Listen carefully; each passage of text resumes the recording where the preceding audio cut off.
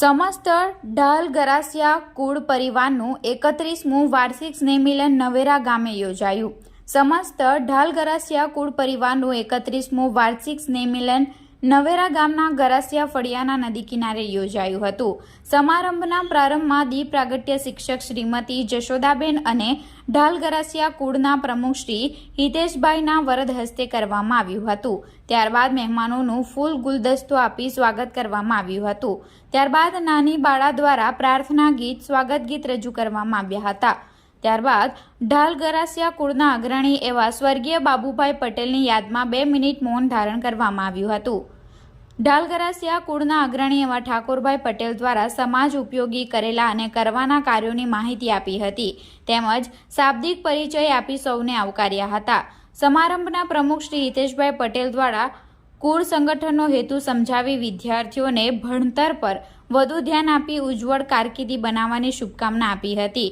ઢાલ ગરાસિયા કુળ પરિવારના અલ્કેશભાઈ પટેલ દ્વારા સંસ્કૃતિ અને પ્રકૃતિનું જતન અને સંવર્ધન કરી જીવનમાં સમાજને સાથે લઈ આગળ વધવા જણાવ્યું હતું અને મનોજભાઈ પટેલ દ્વારા યુવાનોને નશાકારક વસ્તુથી દૂર રહેવા સલાહ આપી હતી। કાર્યક્રમમાં સુંદર કૃતિ રજૂ કરનાર બાળકીઓને ઇનામ આપી પ્રોત્સાહિત કર્યા હતા। કાર્યક્રમનું સંચાલન આભાર વિધિ મનોજભાઈ પટેલે કરી હતી। કાર્યક્રમના અંતમાં ઢાલ ગરાસિયા કુળના તમામ ભાઈઓ બહેનોએ સુરુચિ ભોજન ગ્રહણ કર્યું હતું।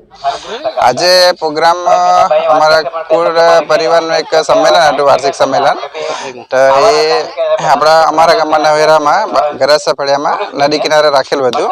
તો એમાં શરૂઆતમાં દીપ પ્રાગટ્ય બહેન શ્રી જશોદાબેન દ્વારા કરવામાં આવેલું હતું અને એના પછી થોડું મહેમાનોનું સ્વાગત ફૂલ ગુલદસ્તા આપીને સંમેલનના અગ્રણીઓ દ્વારા દરેકનું વારાફરતી કરવામાં આવ્યું હતું સન્માન। અને ત્યારબાદ અમારા પરિવારના જે અગ્રણી છે જે શ્રી ઠાકોરભાઈ છે એમના દ્વારા સંમેલનમાં શિક્ષણ અને સમાજને લગતી જે કુરિવાજો છે જે અમુક નિયમો છે એને જાગૃતિ માટે બદલવા માટે થોડીક માહિતી આપવામાં આવી હતી અને છેલ્લે નાની જે બાળકીઓ ખરી એમના દ્વારા સરસ મજાની કૃતિઓ રજૂ કરવામાં આવી હતી અને એમને ખૂબ સારી કૃતિઓ બી કરી હતી અને છેલ્લે પછી મહેમાનોને પ્રીતિભોજન કરાવવામાં આવ્યું હતું અને મારી સાથે પ્રમુખ તમારા કુળના પ્રમુખ જે હિતેનભાઈ છે એ હાજર રહ્યા હતા અને સાથે મારા કાર્યકર્તા છે જે મનોજભાઈ એમને પણ સારો સહકાર આપ્યો હતો।